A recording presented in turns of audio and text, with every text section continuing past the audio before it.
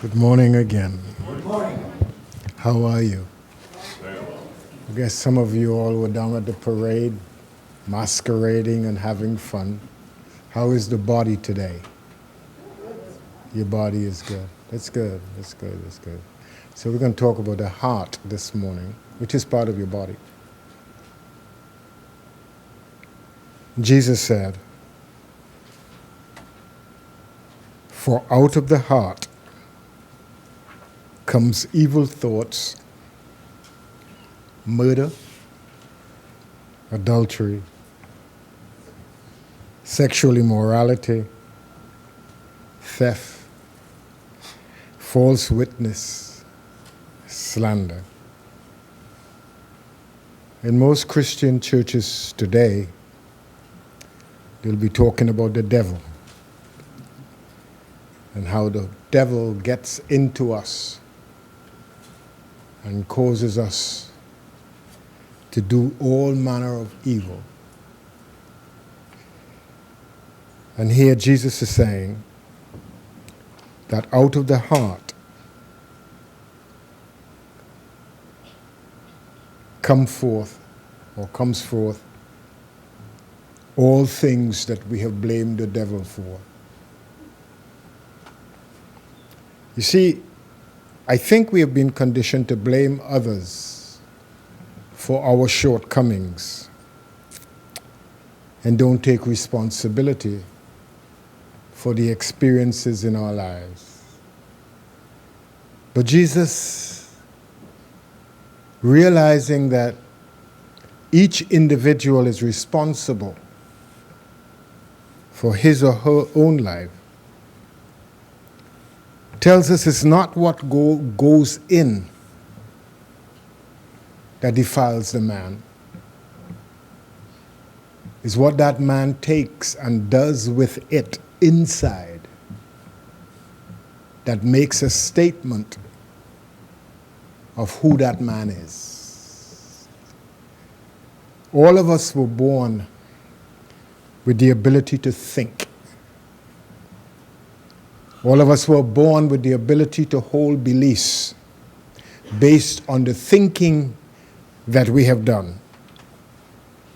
All of us are born with an emotional side that continues to flood us with information to help us make decisions. It's interesting that in Genesis, when it says that God created man and he created them both male and female, we only think about man and woman. But in the metaphysics or the metaphor of life, we see this statement that is every individual on the planet Earth is a twofold mental being. The male representing the intellect and the female representing the emotional or the feeling nature of man. So we are all male, female as mental images or mental creations of God. So let's examine that. We say that the masculine represents the intellect. The intellect is the medium between the spiritual and the feeling nature.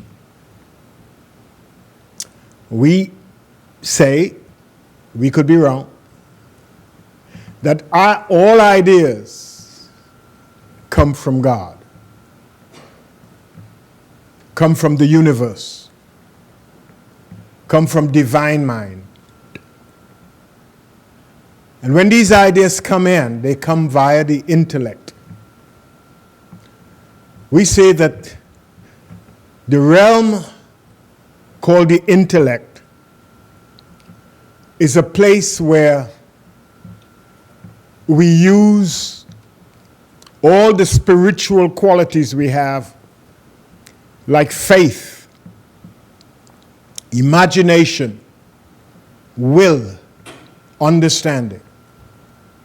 So when ideas come into the intellectual phase of mind, we think, and thinking is moving ideas back and forth in the intellectual phase, forming pictures, mental images that the individual alone can see, making decisions, analyzing, justifying. These are conscious, deliberate exercises that happen in that intellectual phase of mind. We think. We are conscious. We are aware. And out of that, we make decisions.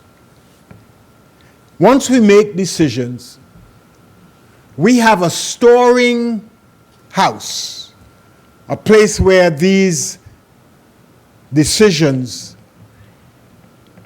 are sent to. We call that the subconscious phase of mind, which is actually the feeling nature of our being. And there they sit and form beliefs.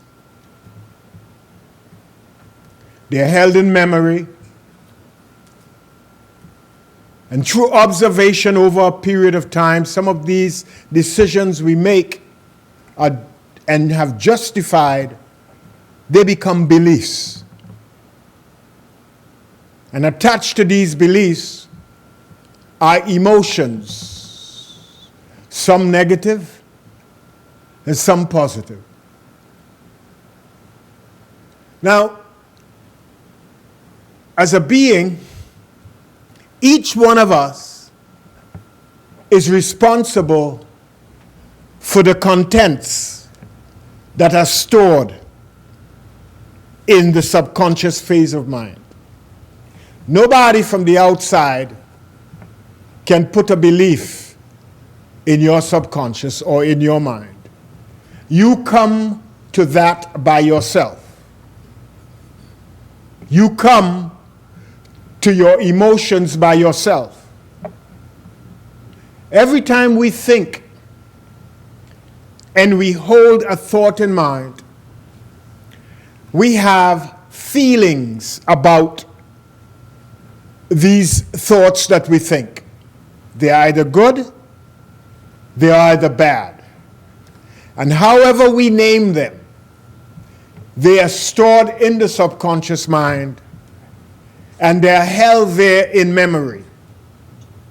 So that every time we go to make a choice, they come up. Things of the past, they come up. And sometimes we don't know how vengeful we are, how mad and angry we could be, but they all come up when we are faced with a situation and we have to make a judgment. That subconscious is determined to be the heart or the center because it holds the beliefs, all the thought patterns, and all our feelings that come up because they are what we call our truths.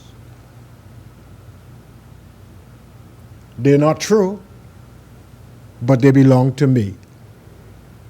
My state of mind is my state of mind.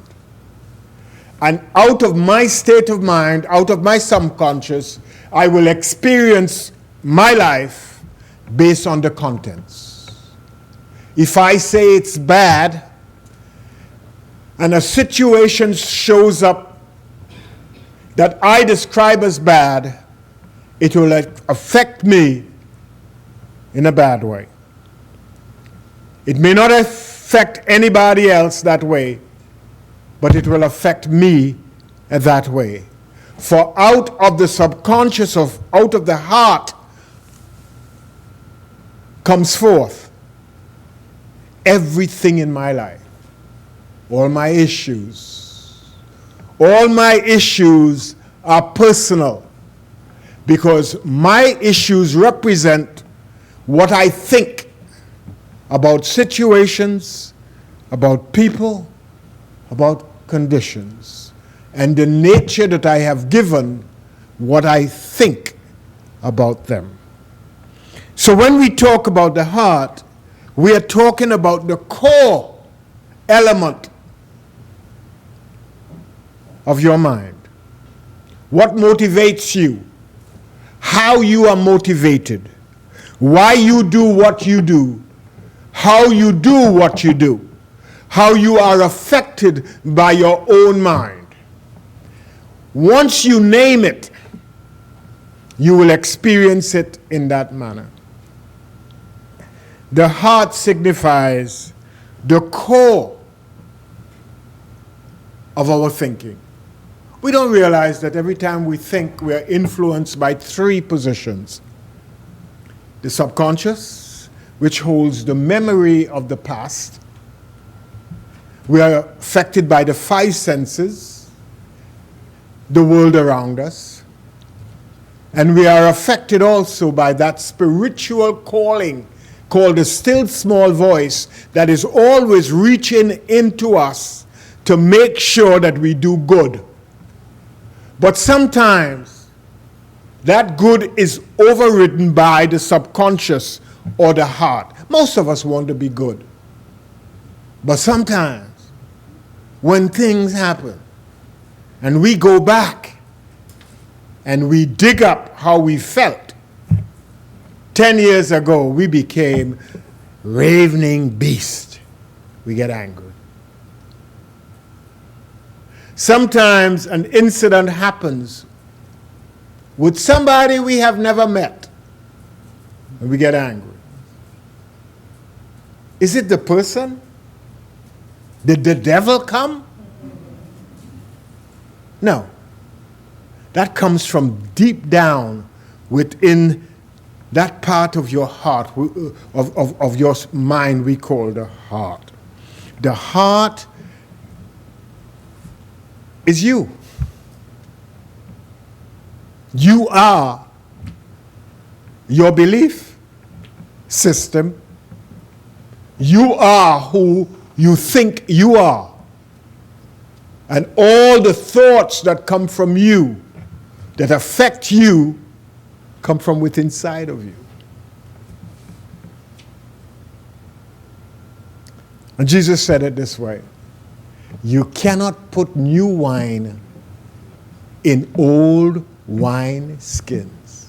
Some of us spend many days, weeks, months, years trying to change, but we end up the same because we do not touch the core or the cause. The cause is in the belief. What you believe to be true will be true wherever you go. One of the first things we have to decide is who and what we are. Well, I am just human. Well, that's one of the causes of all your problems. Then everything that is human you take on.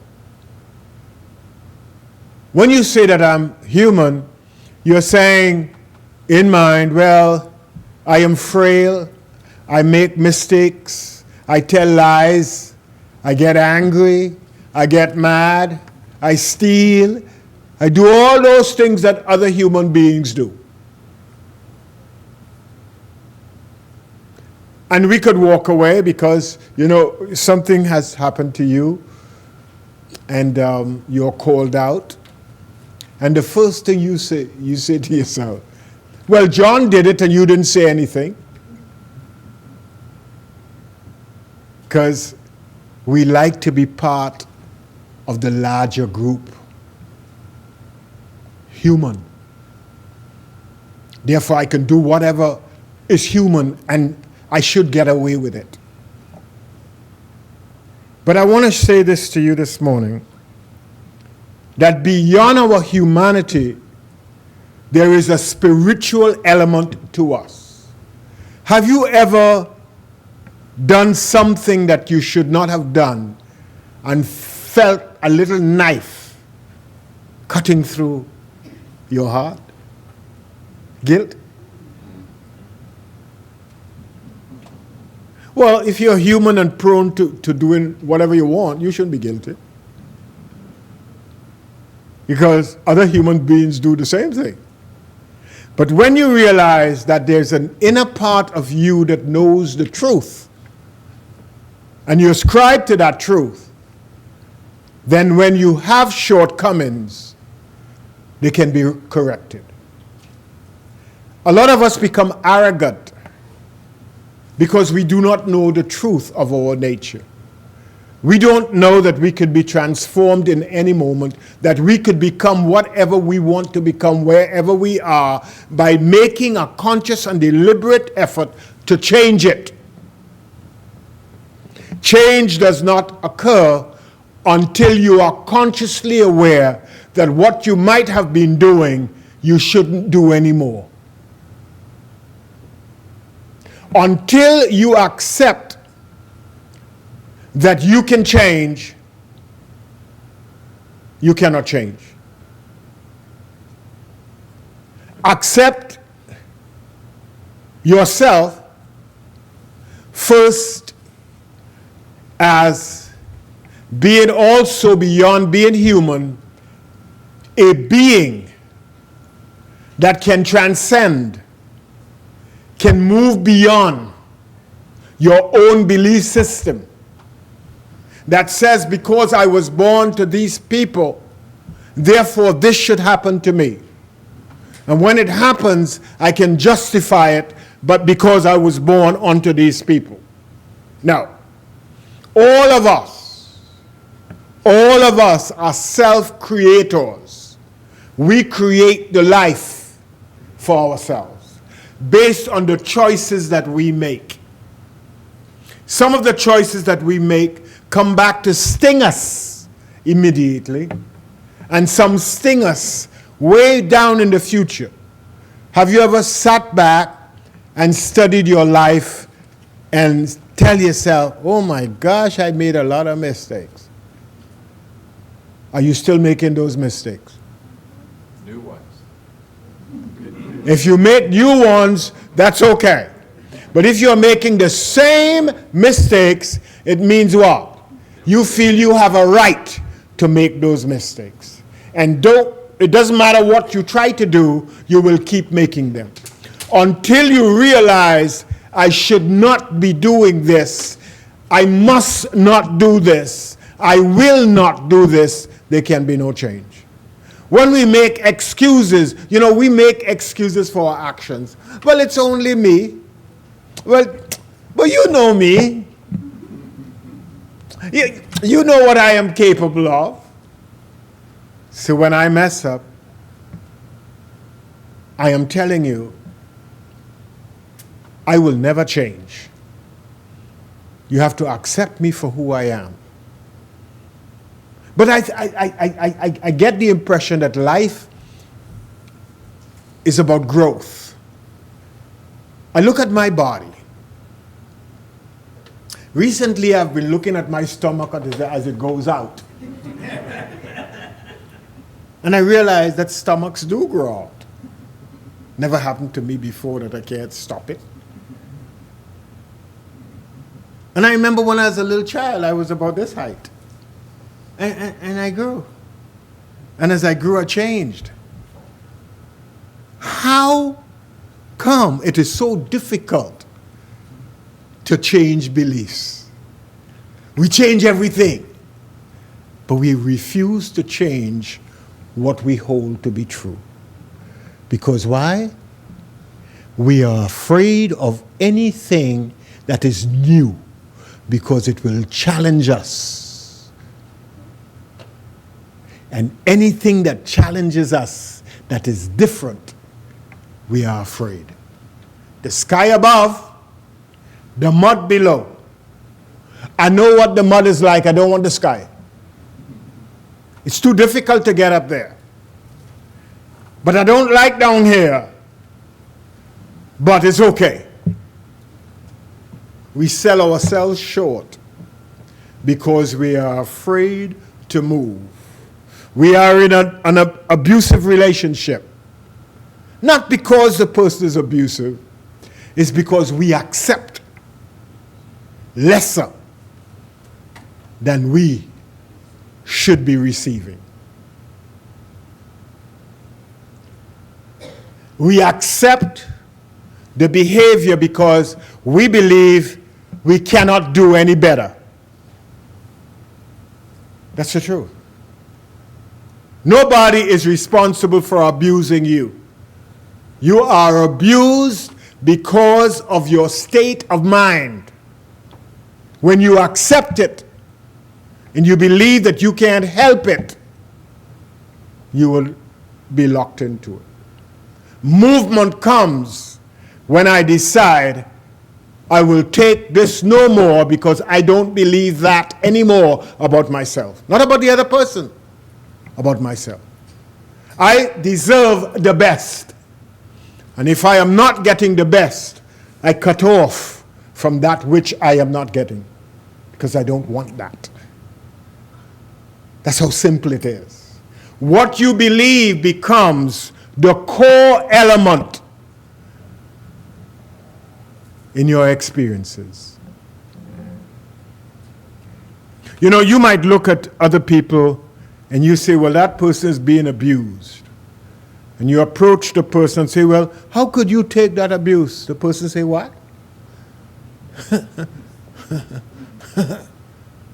Listen, if I leave, where would I go? If I leave, how would I eat? I have a good thing here. I could set aside what they do to me, but I am satisfied.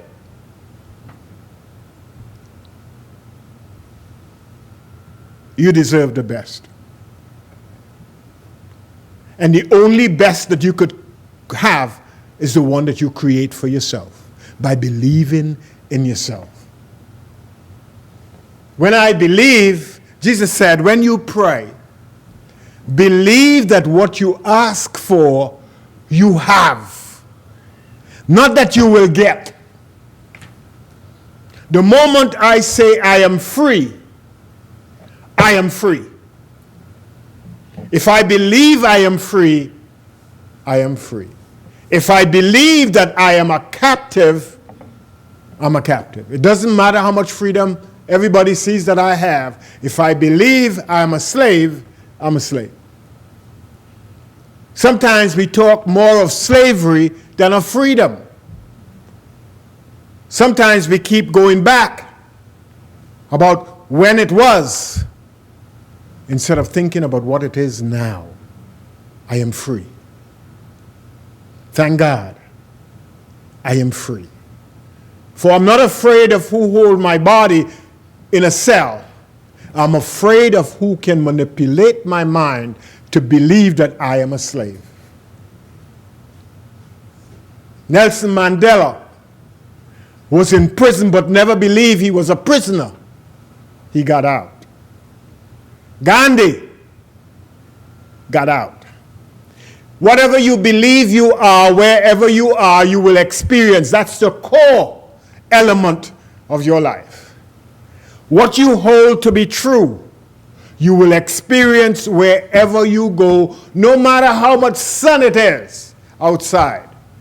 If you believe that you shouldn't go out because of the misery around you, it doesn't matter how pleasant it is, you are locked or trapped in a space that cannot experience the beauty that is surrounding you. It is your belief, it is your memory, it is your patented feelings that causes you to experience what you experience. Your experiences are the reflections of your state of mind. Think about that. The difference between a rich man and a poor man state of mind. The difference between one who sets out to get rich and one who sets out to get poor, one becomes a total consumer. That means every bit of energy that comes in is wasted. One conserves and becomes rich. The difference between a healthy person and a sick person, the healthy person believes that I am healthy and whatever comes will disappear. The sick person says that whatever comes will get me. So they are always looking on the papers to see what next. Legionnaires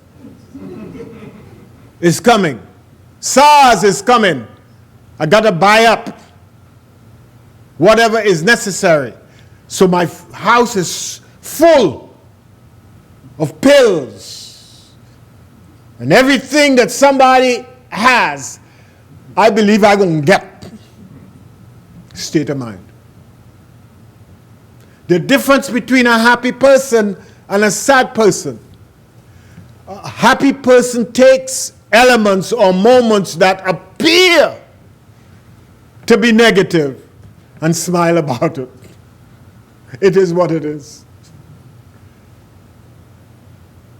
An unhappy person sees disaster before the disaster comes because they expect it wherever they go.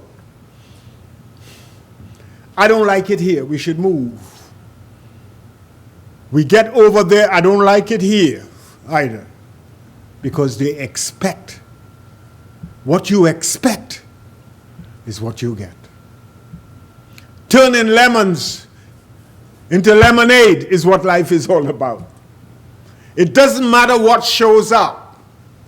It's to have a belief that I can overcome all things through Christ in me. The Creator in me helps me to override all apparent negative appearances.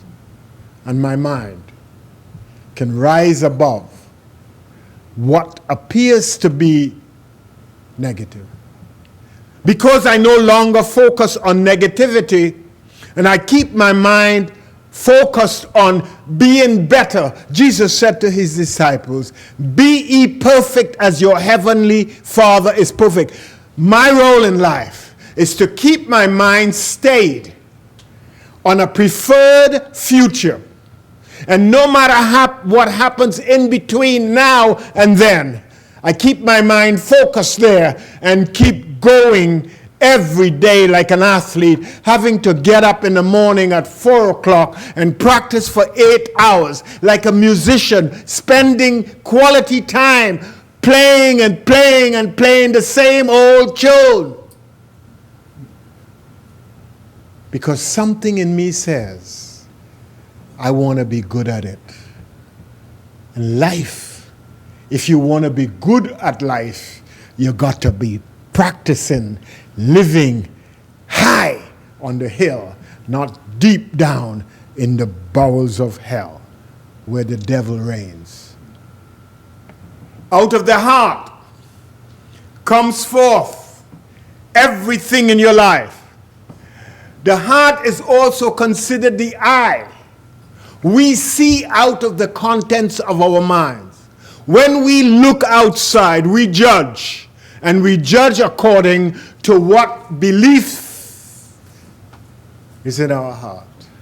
So when I look at you, I see certain things that I have already said to be good. So I accept you as good. When I look out at you and I see things I've already considered to be negative, I see negative. Nothing outside is negative because wherever I am, what? God is.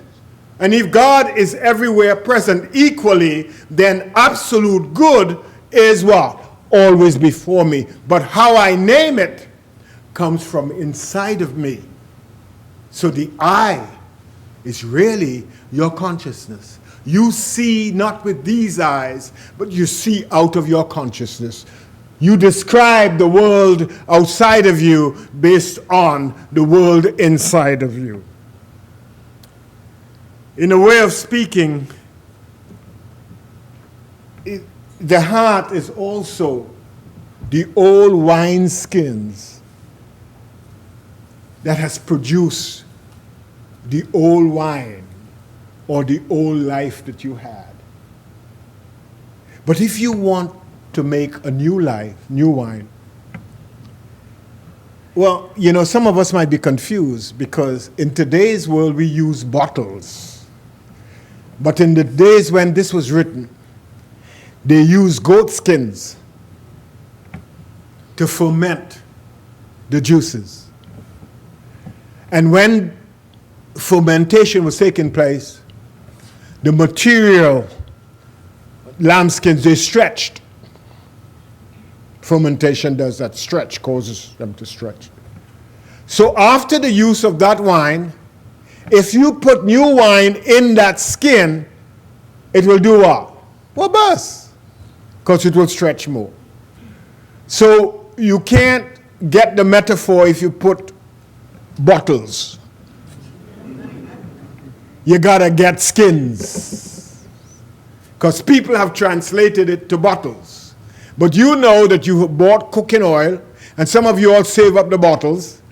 There are people in here who can't get rid of bottles and plastic bags. Put them all under the bed, in the basement, in the kitchen, on top of cupboard. Bottles. I don't know what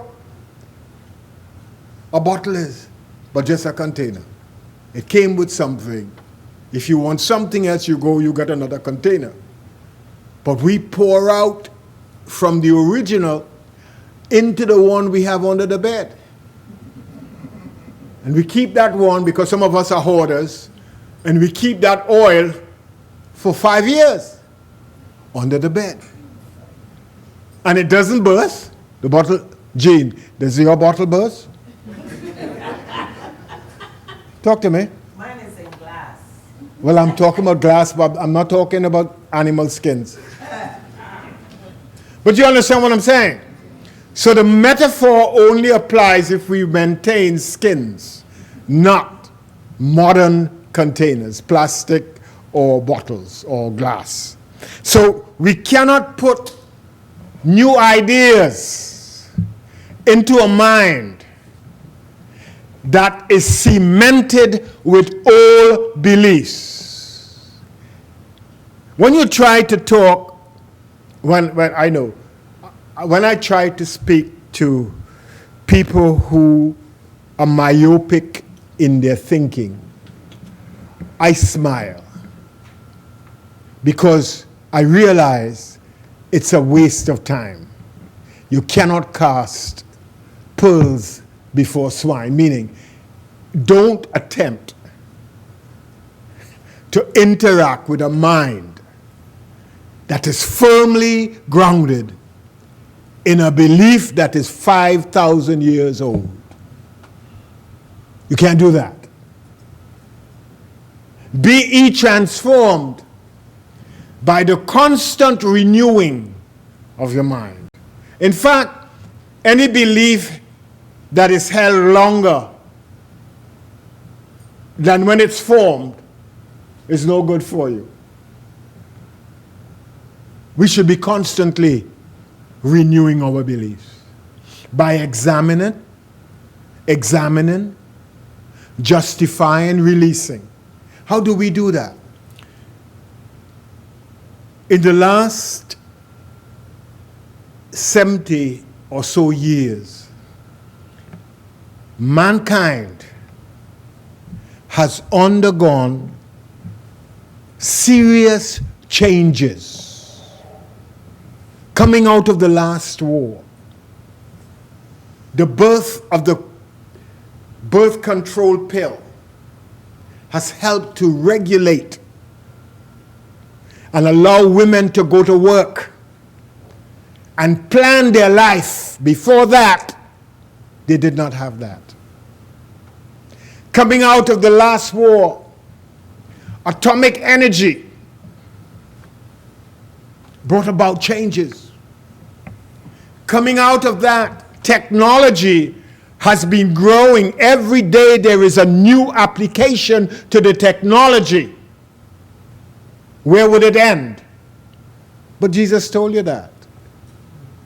The things that I do, you too can do, and greater things than these. But you have to believe. You have to believe, like these young billionaires in their 20s who are thinking new thoughts and producing new applications to the same technology that has been around even longer than some of us in here. Just by reapplying, finding a use, and saying, I can, making changes. If Jesus came back, he wouldn't know what is going on. There are people who've been in jail for 25 years, and when they come out, everything around them has changed. And that's 25 years. I'm just saying, change could happen in a moment when you believe that there is better in newness than in oldness. That I need to cast out the side, cast away the past, so that the new could come. I've got to make myself available to change and tell myself, yes, I can change, and I am changing, and I must change. And the only way to do that, I have to work on what I believe. I cannot be limited by what they say I cannot do. I have to be challenged by what I think I am capable of doing. I've got to see myself greater than I am today. If I don't see it, I cannot have it. If I believe what the teacher said, that I would be the least to get ahead in life, I am stuck for the rest of my life. But if I believe that I'm not a slow learner, that I appropriate information at my own speed, and when I am ready, I can move. I don't take what they say. I know what I am. I know that as a spiritual being, I am on a path of growth. And wherever I am, I must be growing. Don't you get frustrated when there's stagnation in your life? Don't you get restless? Don't you want to do something new? Something different? Every day? Sometimes 4 or 5 times a day? Don't you believe that you could fly? Yes, I believe I can fly. Yes, I can fly. So tomorrow morning I'm going to take a plane and go to Montego Bay. I'm going to fly. I didn't tell you how I'm going to fly. No, I'm going to fly. Because I came to move.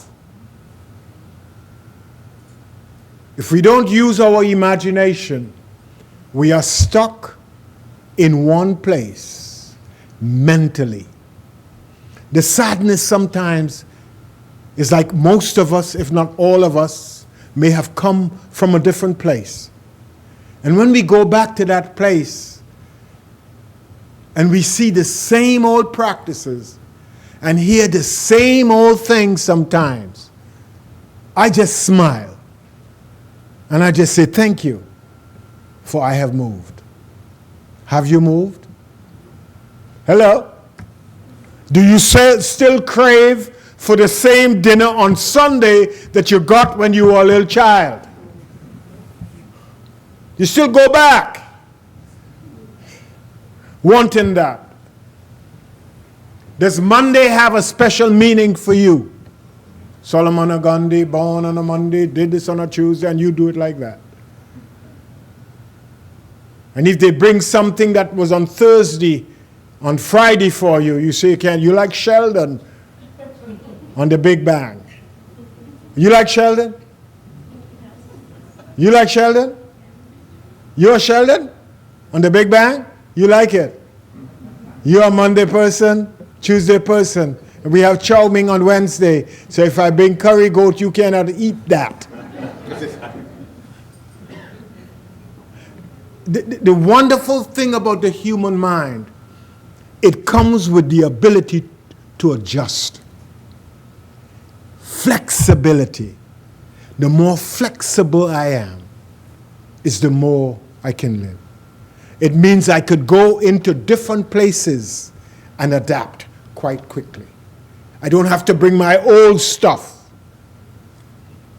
So when I move, I can leave things behind.